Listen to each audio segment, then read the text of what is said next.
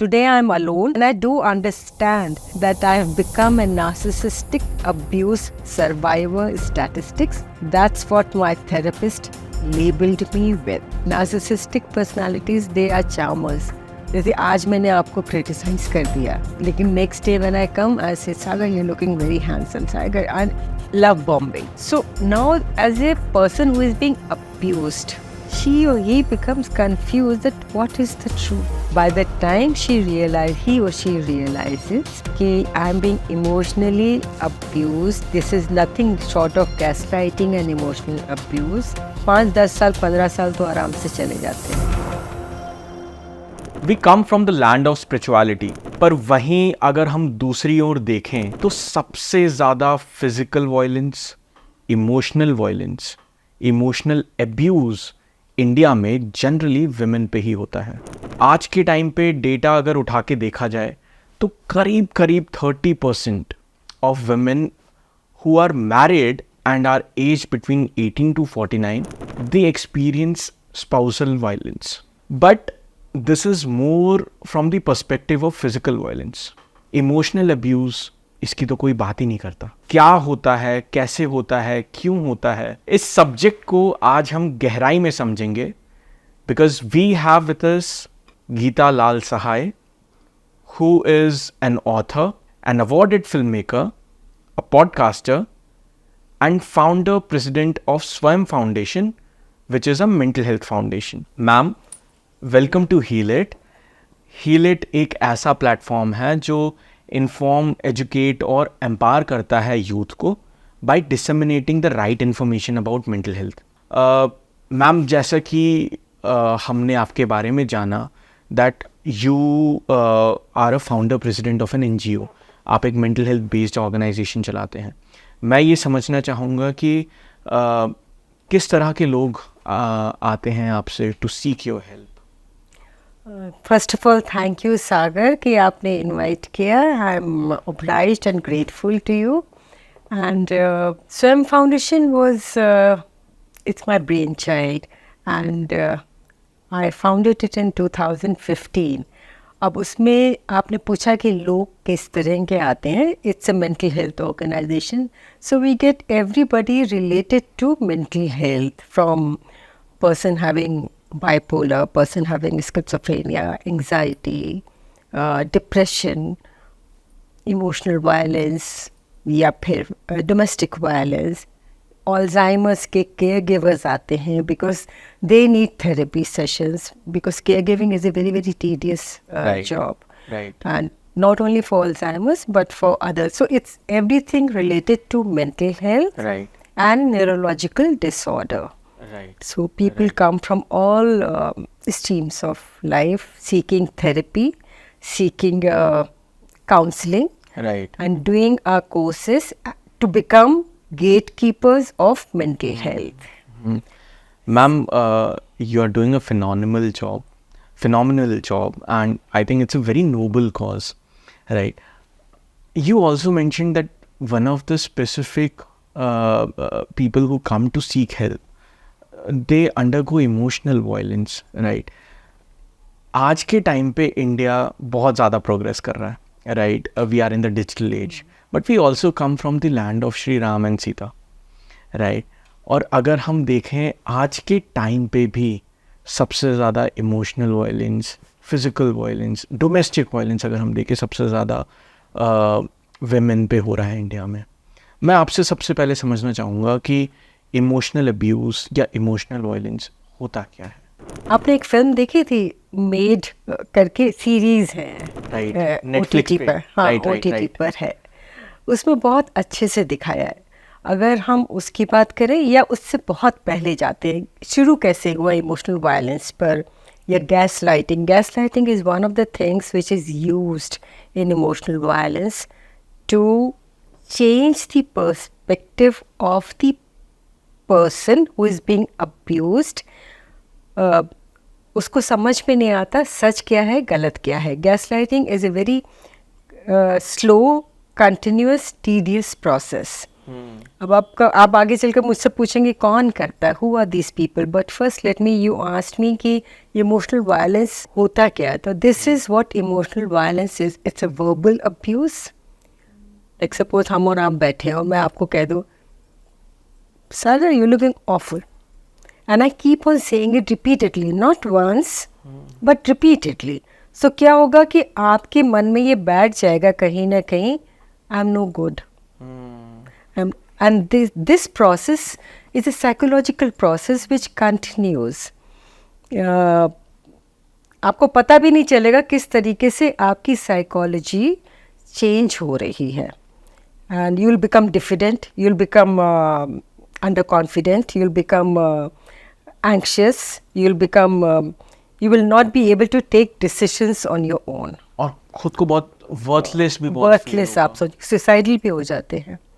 It's a very serious emotional violence. लेकिन यही है कि आप किसी को दिखा नहीं सकते हैं ये, and it is done in such A discrete I mean, I won't say it's done cautiously or anything, but it's just that the people are like that.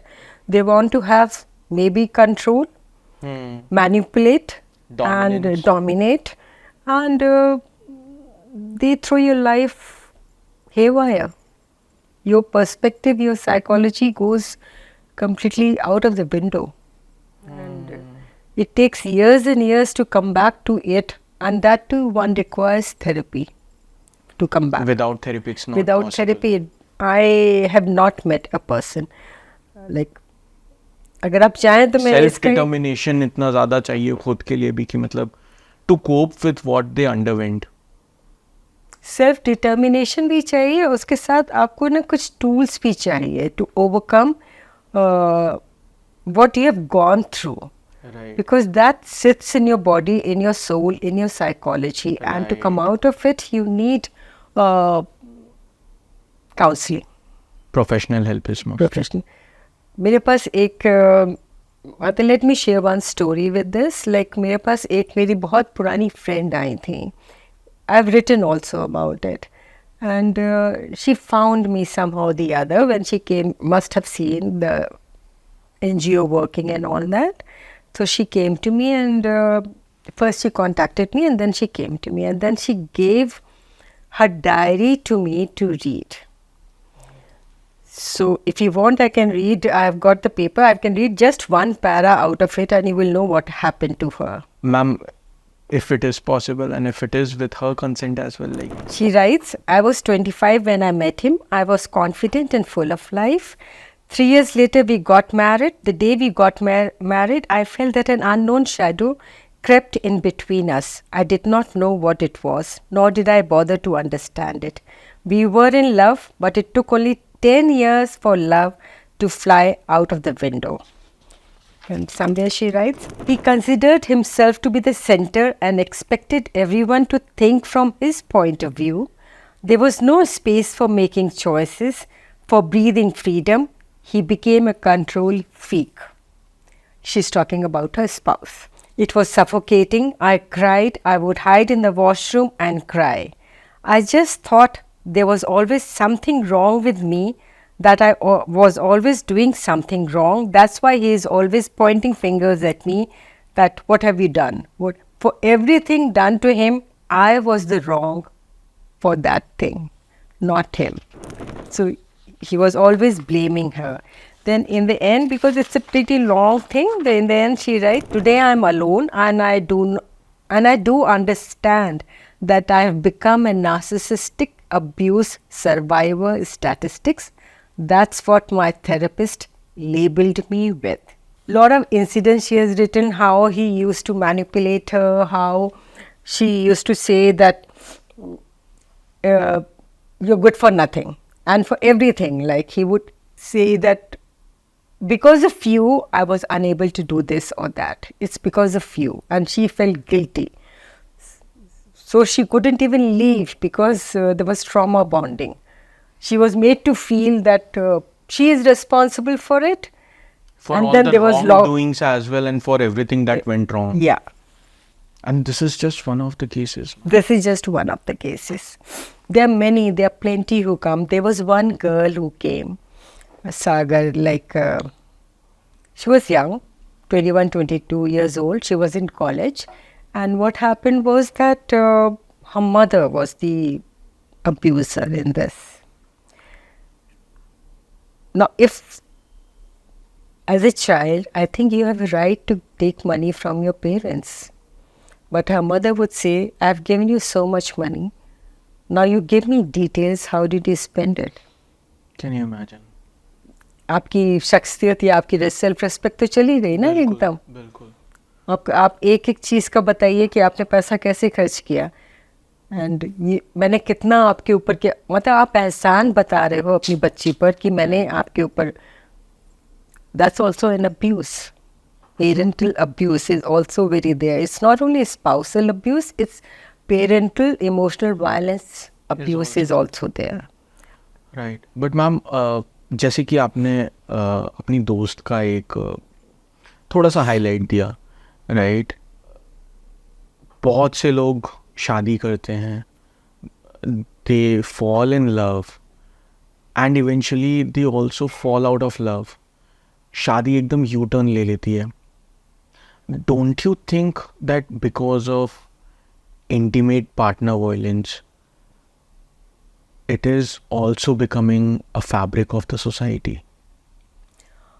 You know, once recently I read it somewhere, social media is largely responsible for it because you see, when you see others doing it, show off. जब आप Instagram पे या कहीं पर भी आप show off कर रहे हैं तो होता ये है, आप अपने आप को कंपेयर करने लग जाते हो. उसका इम्पैक्ट जो होता है, आप भी अपने आप को देखते हो, even I want to do that, even I want to. So आप में एक Copycat syndrome. कॉपीकैट सिंड्रोम या फिर ग्रैंडियोस सिंड्रोम आ जाता है कि मैं तो सब कुछ हूँ, मैं जी सब कुछ करना है and the other person is nothing. तो एक ये भी होता है रीज़न जो इमोशनल वायलेंस इतना अब बढ़ता जा रहा है. Even the WHO president has called it shadow pandemic because it's increasing day by day. Imagine. So तो ma'am, don't you think society is actually responsible for it? I don't think so, Sagar. Society is responsible in that way largely. Yes, social media, yes. But if you are asking me who becomes, like, how do they become abuser?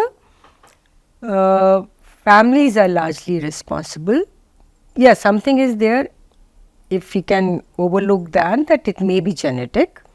The genes might be there, like bipolar is to a large extent genetic. Right. It can be or not be. So is the schizophrenia. Mental health is largely. But for Violence. being an abuser, family environment also plays a part. This girl's family, her mother is the abuser. She is, to me, when she came to us, to me it appeared that the mother is to a certain extent narcissist because it's always I, me, myself. I did this, I did that. I did, you are nothing. So that happens in the spousal thing also. Like the person starts saying that I am great and whatever I say should be obeyed. So this is largely a narcissistic personality. This is largely narcissistic. Is it true if I say कि largely जो हम intimate partner violence देखते हैं या आपने family violence भी बताया, उसमें जो perpetrator होता है, the one who is doing the violence, ठीक है, largely or mostly they have a narcissistic personality? ये कैटेगराइज करना सागर थोड़ा मुश्किल होगा कि है कि नहीं है, लेकिन जहाँ तक जो केसेस हमारे पास आते हैं अब्यूज़ के, फैमिली अब्यूज़ के हों चाहे स्पाउसल अब्यूज़ के हों, इंटीमेट पार्टनर वायलेंस के हों, उसमें जब वो अपनी केस हिस्ट्रीज बताते हैं तो यही होता है that the other partner is to very large extent I me myself control freak, manipulative, and Want the world to revolve around me. yes, whatever he or she thinks. And 4 out of 10 women and 4 out of 10 men also face spousal violence, intimate partner violence. So it's not only that men are, men are the perpetrators, it's women also. Ma'am perpetrator का एक mindset तो मेरे को थोड़ा सा समझ में आया कि होता चलता क्या है उनके दिमाग में. और आपने I think she wrote after she left her spouse, है ना. आई वांट टू अंडरस्टैंड कि जब ये चीज़ें हो रही होती हैं उस टाइम पे विक्टिम के दिमाग में क्या चल रहा होता है. ये भी एक बहुत कॉम्प्लेक्स है सागर, क्योंकि विक्टिम को पहली बात तो पता नहीं चलता है कि उसका इमोशनल वायलेंस हो रहा है, इमोशनल अब्यूज़ हो रहा है. बाय द टाइम ही और शी रियलाइजेस कि I am being emotionally abuse, this is nothing short of gaslighting and emotional abuse, 5-10 साल 15 साल तो आराम से चले जाते हैं. अच्छा, and they lose their whole personality in that whole space of 15 years. My God. I know a person, like she was an athlete and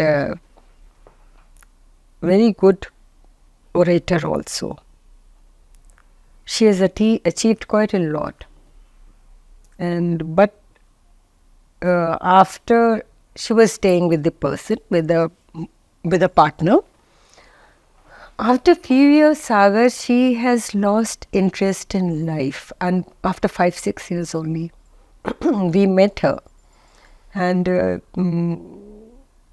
she was a completely changed personality. That first for to achieve something, कि कुछ करना है ज़िंदगी में, उस पर आगे बढ़ना है, वो सब पता नहीं कहाँ लुप्त हो चुका था, वो था ही नहीं उसके पास.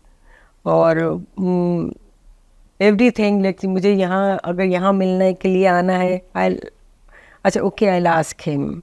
अच्छा. फिनेंसेस का कंट्रोल भी नहीं था, though they were not married. Finances का कंट्रोल भी नहीं था. Everything she used to earn was given to him. अच्छा. कहीं जाना हो तो पूछ के बता के, so everything was. And then she started feeling, क्योंकि उसका कई बार उसने बताया कि मैंने I started forgetting things. I do not know कैसे, लेकिन मुझे लगता, I said you are very young, I forgetting का क्या मतलब है. And that too an athlete ma'am. That too an athlete. तो she said I don't know, मैं चीज़ें रख देती हूँ. मैंने कहा वो तो हम भी रख देते हैं कहीं पर, भूल जाते हैं, कई बार भूल जाते हैं. कहते नहीं, लेकिन ये मेरे साथ बहुत होने लग गया. सो मुझे कई बार लगता है that as she took her partner's name, as he says that something is happening in my mind and I'm losing myself and losing my sanity. That's also a trick by the abuser, perpetrator, to make you feel that you're losing your sanity.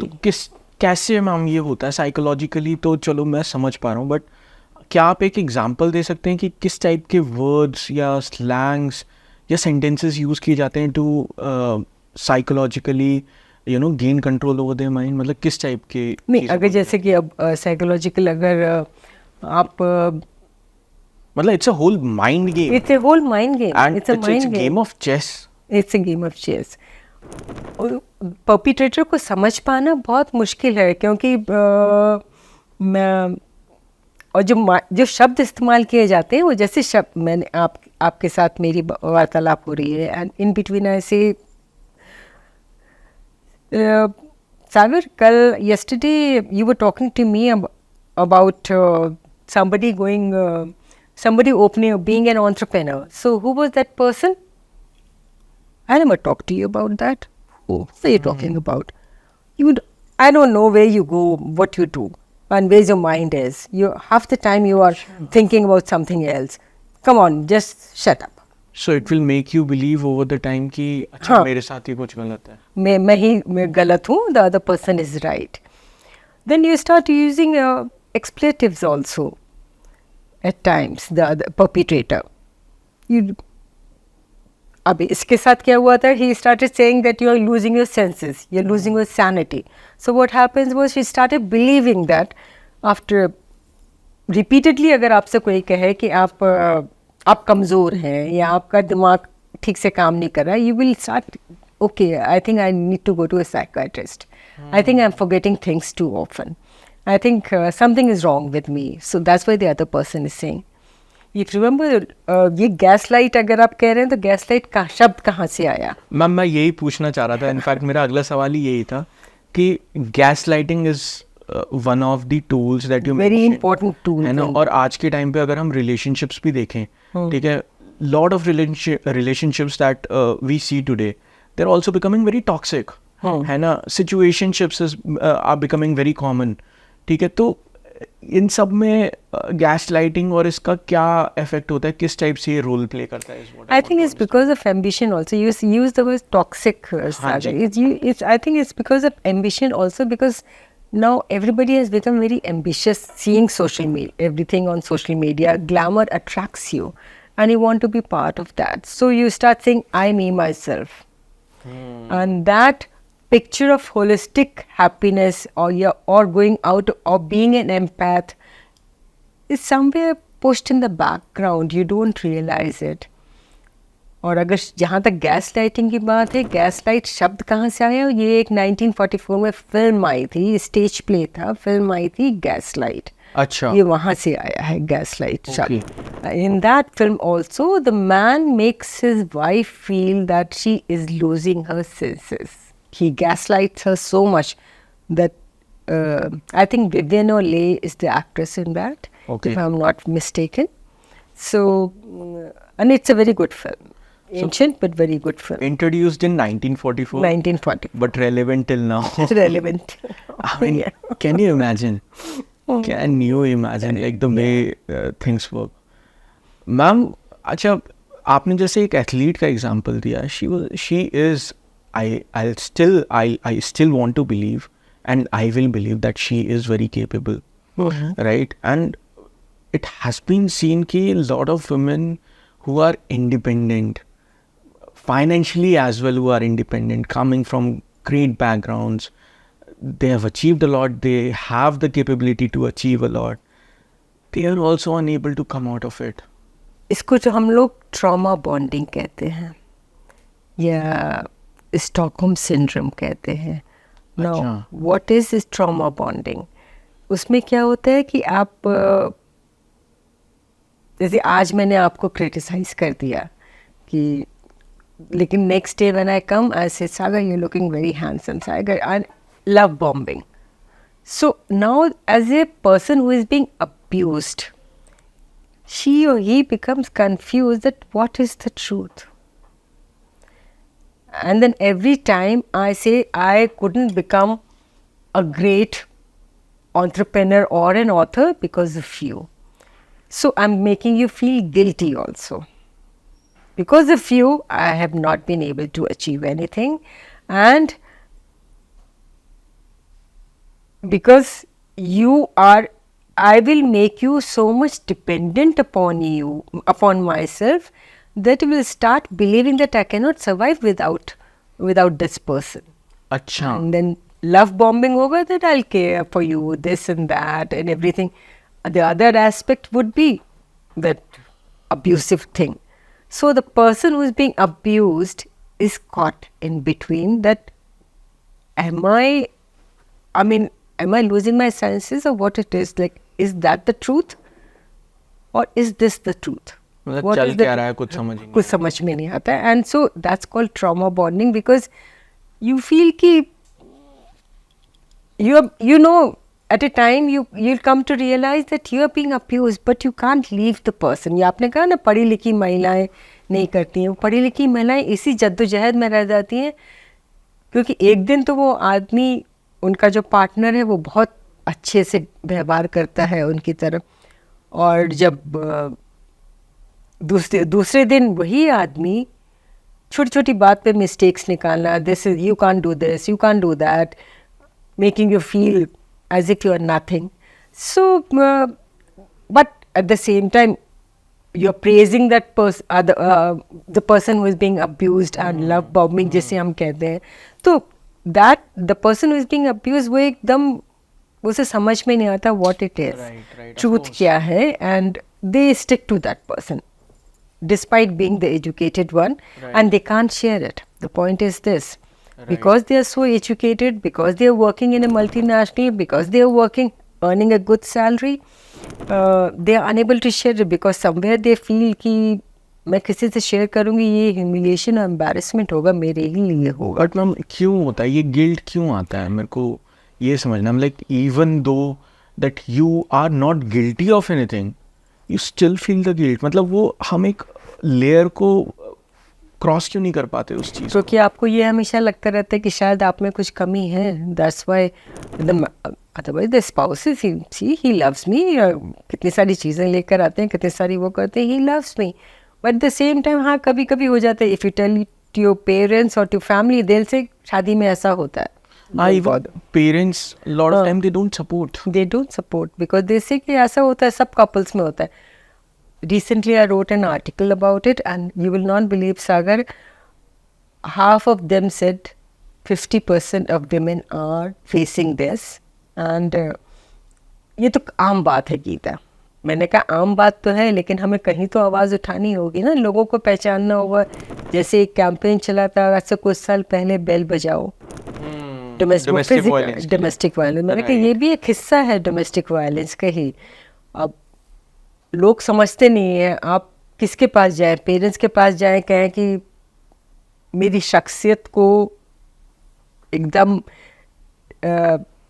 कुचला जा रहा है, तो parents will not understand. They will say कि ये सब जगह होता है. If you go to the police and say, they will ask evidence क्या है, where are the signs of physical violence. तो and you say physical violence नहीं है, it's emotional violence. So they say what is that? Nobody believes it, so it becomes very difficult for an educated woman, जैसा कि आपने कहा, वो क्यों नहीं छोड़ पाती है, to leave. But yet now people have started realizing it. Some women have left because they have started now. आजकल बहुत आ रहा है इमोशनल वायलेंस के बारे में, तो people have, जैसे जैसे आएगा आप रियलाइज करना शुरू कर देंगे, yes this is emotional violence. अब थप्पड़ जैसी फिल्म आई थी कुछ साल पहले, लेकिन तापसी पन्नू की थी, अभिनव सिन्हा की, लेकिन उसमें वो एक थप्पड़ ही मारता है. That's not emotional violence, that's a domestic violence. But the character says नहीं, वो एक थप्पड़ भी नहीं मार सकता मुझे. The same way emotional violence, आप किसी को किसी की पर्सनालिटी एकदम क्रश नहीं कर सकते हैं. ऐसे तो नहीं. अगर कॉन्वर्सेशन कर रहे हैं तो कॉन्वर्सेशन तक रखिए ना. You don't start hitting the personality as per. Of course. So moment you do that, other person, the person who is being abused, starts losing, and it's being done repeatedly. So you start losing your confidence, your self-esteem, your self-respect, your capability to do anything or to discuss it with other people also. So it's all very interrelated, and it's a major, I think we have to begin a campaign for it, because women have to realize, men who are facing it, they have to realize, and they have to take a call somewhere. Happening in big time. It's happening big time. All the like उस article के बाद सबने ये कहा, सब घर में होता है. Ma'am, I want to understand how finances they play a major role in this. जैसे एक बार तो मैंने बताया कि फाइनेंशियल, कई बार तो आप खुद ही अपनी फिनेंशियल पावर दे देते हैं किसी और के हाथ में. अगर आपने नहीं भी दिया है, और suppose if you are earning, ये भी एक स्टैटिस्टिक्स है, इफ 69% ऑफ द केसेस में women are earning more than men, तो the man becomes the perpetrator of emotional violence. This is insecure feel होता है ना मैन को कि हाँ, वो पेट्रियार्की आ जाती है, which has been internalized by so many people. So that is why control दे क्यों देते हैं, मतलब why do women give control to the men? आप घर के इसके लिए तो बहुत साल पहले आप जाइए ना, बचपन में आप बचपन से देखिए लड़की को किस तरीके से परवरिश उसकी की जाती है और एक लड़के की किस तरीके से परवरिश की जाती है। वही तो सारा मुद्दा है कि आपको वही, जब तक वहाँ चेंज नहीं आप लेकर आओगे। यानी अच्छी अच्छी एजुकेटेड वेमेन को देखा है, they give it to their husband, the finance, the whatever they are earning, and they misuse it, They- men misuse it big time. whether they misuse it, आपने financial power दे दी तो आपने दे दिया ना। I think you should keep some money of your own, but Right. then every time you are asking, there was one lady who said, whatever I was earning, I gave it to him, and he used to give me 100 rupees per day. I said, I was shocked for a second. Anyone would be taken aback, man. Yes, so what is this happening? But this happens, and women give it, educated women give it. I'm not talking about women in some tier 2 cities or tier 3. I'm talking Tier about the 1, metropolitan, yes. cosmopolitan cities where you're working in a very good company, and then they do it. Despite being educated, despite being lawyers or chartered accountants or whatever, Right. they do it. Big shots. Ma'am, we spoke and touched upon narcissistic personality, right? I was reading somewhere that, like it came from a woman only, right? That it was as if that he had two personalities, one for the outside world, one for the house, right? And the one for the outside world was very caring, very nice. It They are was as if- charmers. Yes. Narcissistic personalities, they are charmers. I mean anybody, so that's why आपने पूछा ना वो क्यों नहीं कर पाते हैं, तो यही होता है। अगर आप जाएंगे भी किसी से कहने, क्योंकि वो अब्यूज़र जो है, इसने चार्म, वो उसके फ्रेंड सर्कल में, he is the center of the group and gathering, and he can win over any person. They are very good talkers, they are very good show-offs and storytellers. So everybody is interested in them. And in between, अगर आप जाकर उसमें बोलें, but this is not the truth. That's not his true personality. At home he is different. He abuses me. He uses expletives to me. और या मेरे को हर बात में मेरी कमियां निकालते रहते हैं। यहाँ तक कि खिड़की कभी अगर बंद नहीं की है तो खिड़की भी बंद करनी नहीं आती है तुम्हें, छोटी छोटी। तो अब ऐसा जाकर अगर कोई बोल भी देगा तो nobody will believe, क्योंकि वो उस चार्मिंग पर्सनालिटी से ऑलरेडी इम्प्रेस हुए हैं। दे फील कि ये तो ऐसा कर ही नहीं सकता। How are they able to maintain these two personalities? How are they able to maintain these two personalities? I don't know, I really don't know. मतलब जिस पर मैंने रिसर्च नहीं किया कि कैसे वो मेंटेन कर सके। मुझे लगता है वो बहुत अपने आप ही है, आ जाता है। अब जैसे अगर वो वुमेन ज़्यादा कमा रही है तो मे बी समवेयर उनकी पेट्रियार्कल आउटलुक आ जाता है that I being a man should be earning more than her. जो जनरेशन से पास ऑन होता जा रहा है, तो एक ये भी हो सकता है। एंड हर एक कदम फूंक के वो लोग रखते हैं।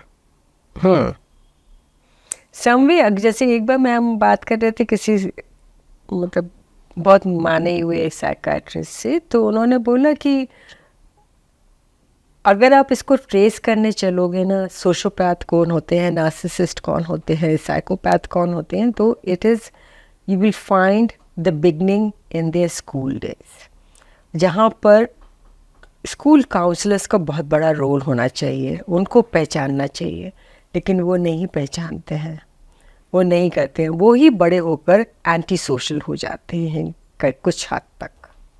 अब चाहे वो एंटी सोशल किस लिए हुए हैं, उनका घर का परिवेश ऐसा रहा हो, या उनके केयर गिवर्स जो घर में थे उन्होंने उनको इतनी इम्पोर्टेंस नहीं दी हो इसलिए वो ऐसे हो गए, या घर में किसी और वजह से उनको फिनेंशियल तकलीफ थी या इमोशनल तकलीफ थी, घर में क्योंकि थी, they take it out on the world outside when they grow, adverse childhood experiences लेकर आते हैं। सो इट्स अ सर्कल अगर आप कहें एक तरीके से, तो जिसको कि आई थिंक चाइल्डहुड में ही अगर पकड़ में आ जाता है तो चाइल्डहुड में ही it can be Ma'am, we spoke about narcissistic personality. I think there was an author, Stevenson करके, उन्होंने कैरेक्टर्स बनाए थे, Jekyll and Hyde. So I think ये वहाँ से भी हम एक रेफरेंस ले सकते हैं. तो नार्सिसिस्टिक पर्सनालिटीज तो होते ही यही है सागर के, एक तरफ वो अच्छे होते हैं, एक तरफ बुरे होते हैं. Right. That's what I think Stevenson also depicted in his novel. Right. So अब उसमें कौन से अच्छे थे कौन से खराब, तो वो आप बता दीजिए I next think time. Jekyll was the good one, Oh. and Hyde was the mischievous, the mysterious one.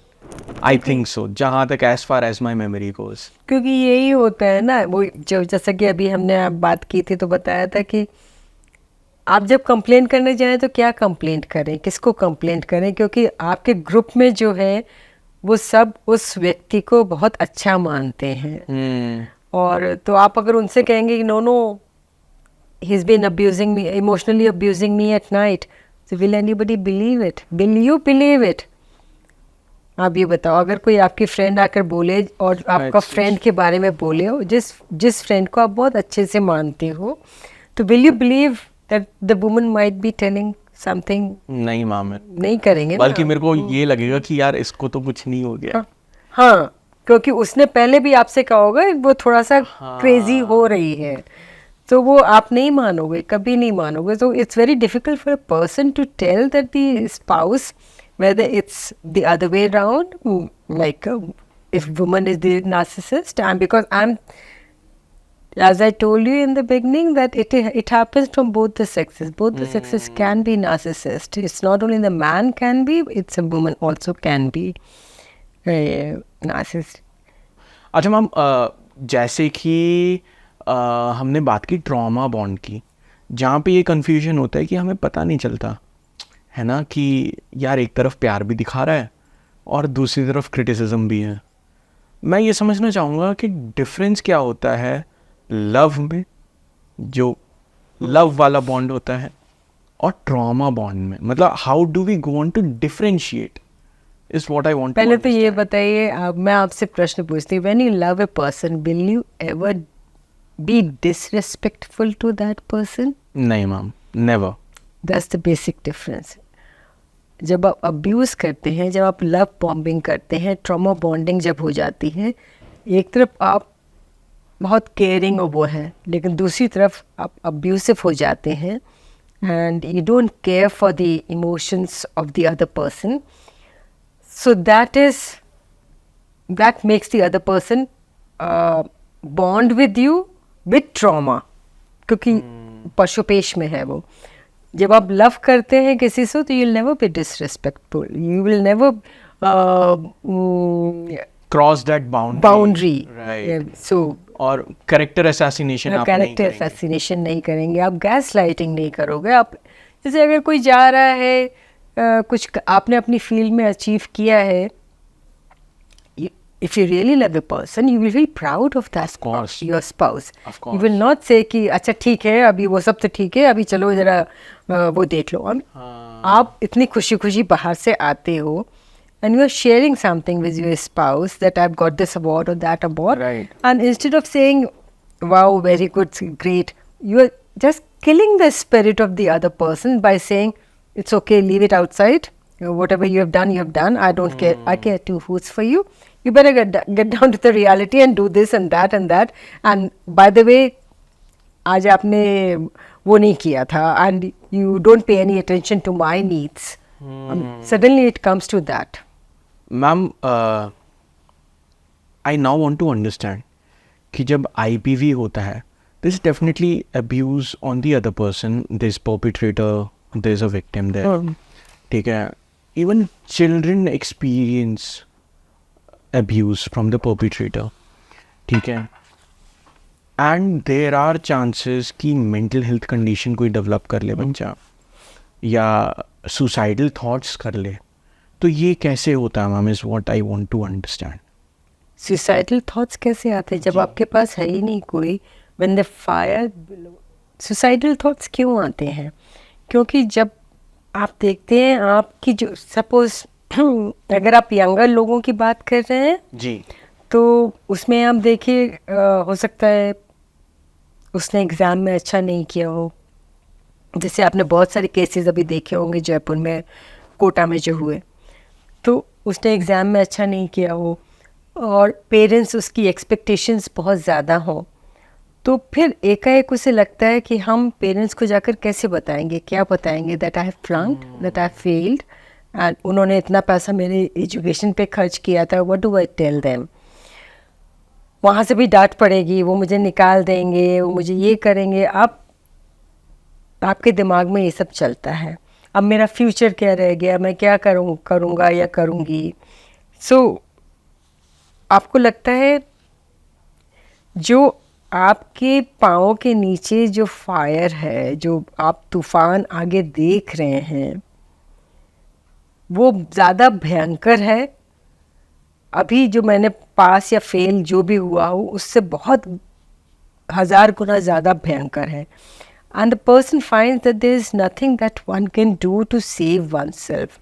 फिर वो आप कहते हैं it's much better to jump, it's much better to kill oneself, because आपको कहीं safety नज़र नहीं आ रही, ना आपकी फैमिली में नज़र आ रही है, ना आपको अपनी एजुकेशन में नज़र आ रही है, ना आपको अपने फ्यूचर में नज़र आ रही है, ना आपको अपने फ्रेंड सर्कल में नज़र आ रही है कि मैं क्या करूं।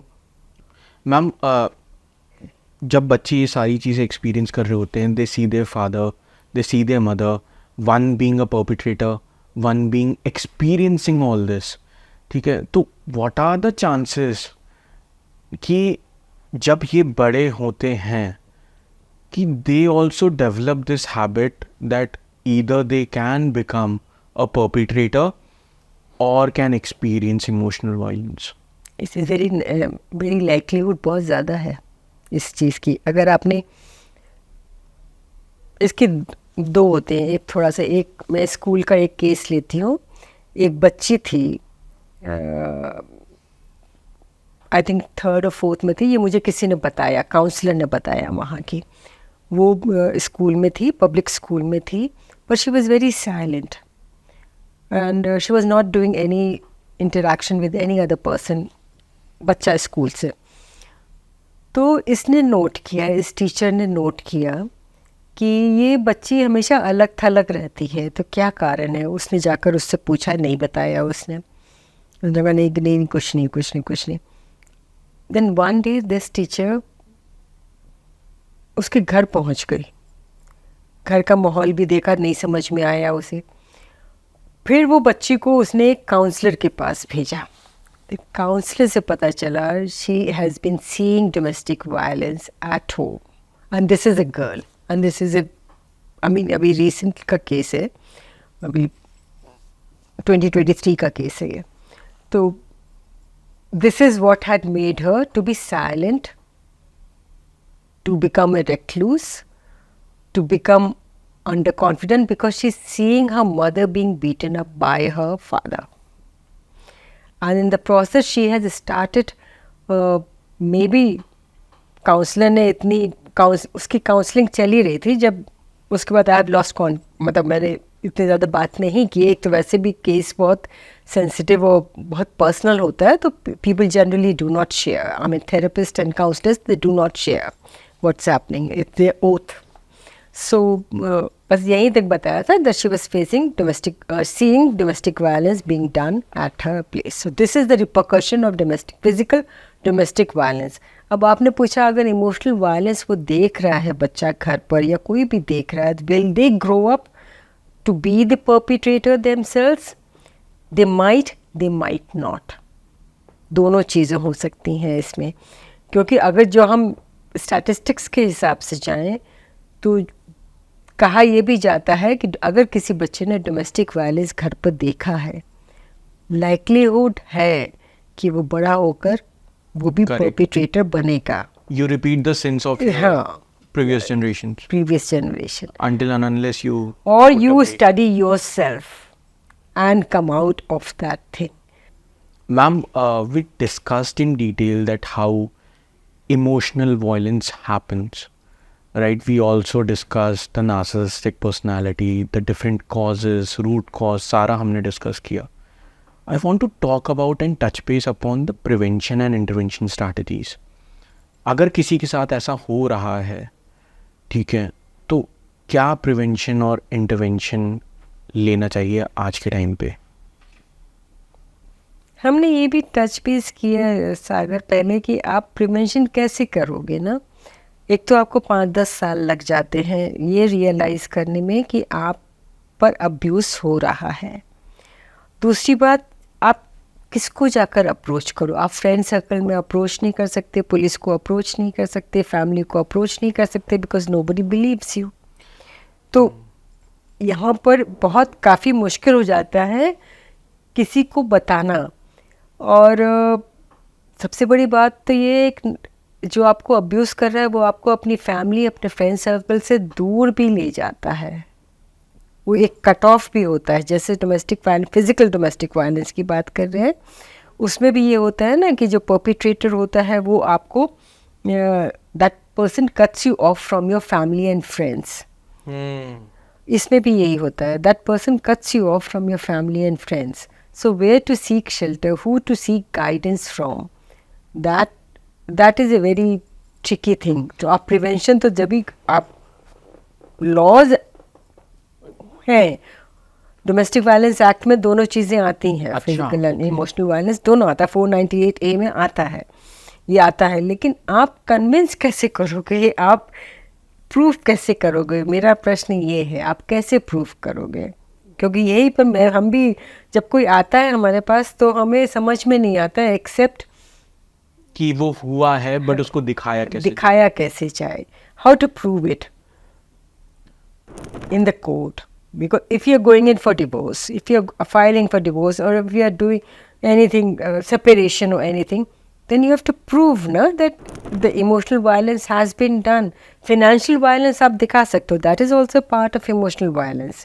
वो आप दिखा सकते हो कि हाँ स्टेटमेंट्स हैं, हाँ ये स्टेटमेंट है। लेकिन इमोशनल वायलेंस आप कैसे जस्टिफाई करेंगे कि मैं तो ये थी, अब मैं ये हो गई, अब मैं रोड भी क्रॉस नहीं कर पाती हूँ, अब मैं कहीं जॉब लेने भी नहीं जा सकती हूँ क्योंकि मुझ में कॉन्फिडेंस ही नहीं है, या मैं अच्छे से बोल नहीं पा। How do you justify these things? एक ये बहुत बड़ा प्रश्न है जिसके लिए may be we should do some research on it, how to go ahead with this.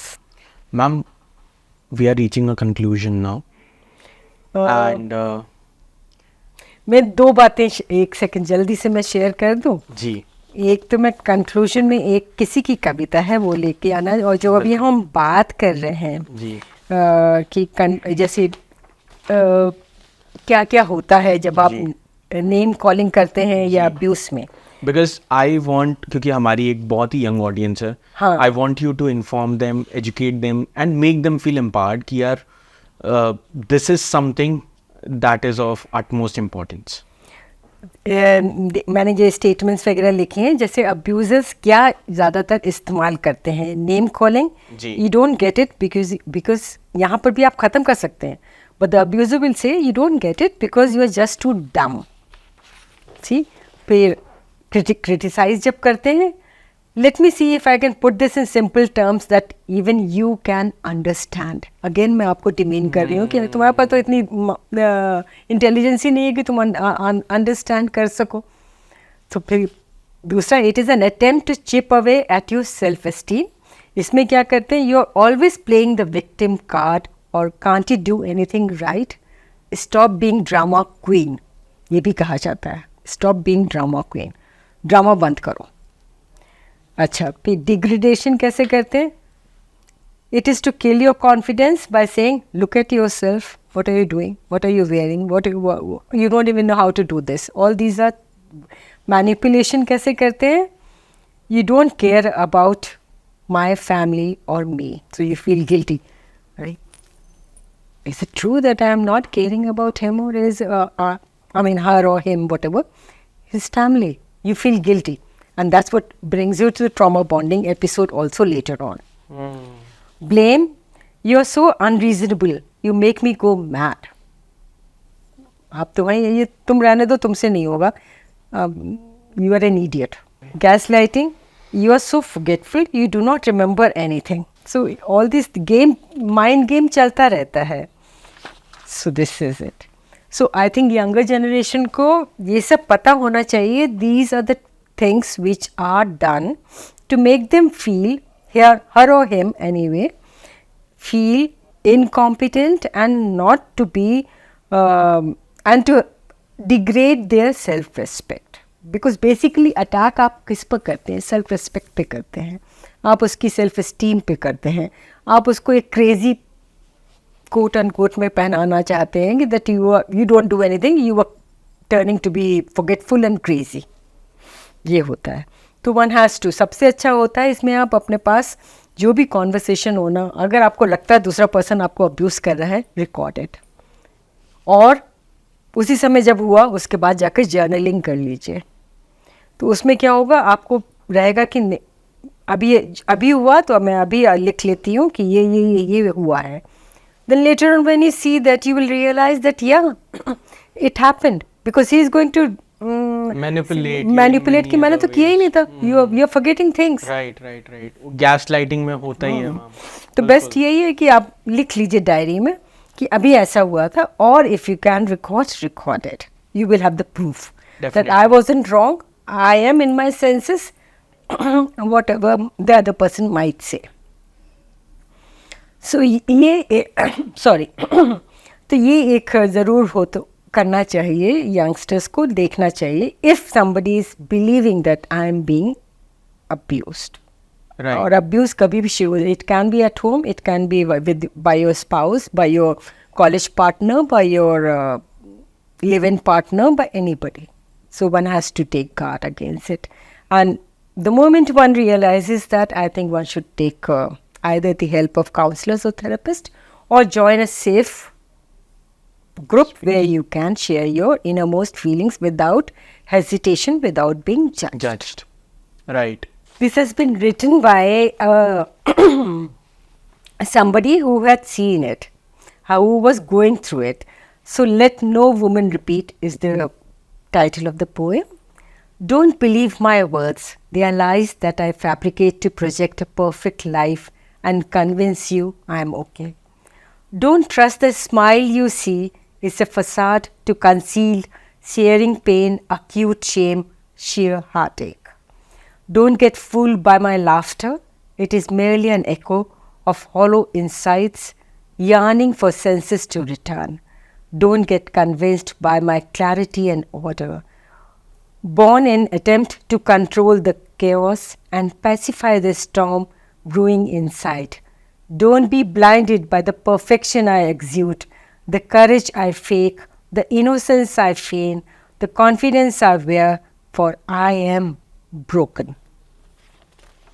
So that's it. Thank you so much, ma'am. Thank you so much for your precious time.